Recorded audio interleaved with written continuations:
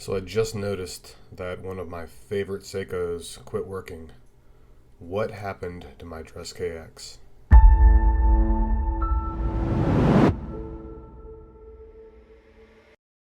Alright, so we got a weird one here. Not sure what happened to my little Seiko here. This was one of my favorites, still is one of my favorites. The movement has essentially quit working in this guy, and this is the, go ahead and pull up the model number here. And this is the SRPE, also known as the DressKX, affectionately known as rather. Yeah, it has the 4R36 popular Seiko movement in it. I think it was like kind of the natural upgrade from the evolution of the 7S26, which was in so many popular Seiko 5s and other, like the original SKX had this the 7S26 movement.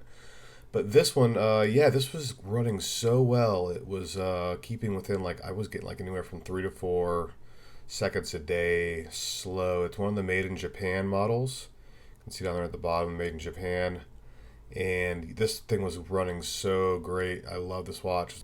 Okay, so this thing's been seriously camera shy. It has been running fine since I started this video, which is strange because it's been consistently stopping. Nothing obvious going on back here. The rotor seems to be moving okay, but something is causing. It sounds okay. You can shake it and it sounds okay on the wind. Flip it over. Yeah, just stopped. So I'm looking at the spring here, looking at the movement closer. I got the light here about as good as I can get it.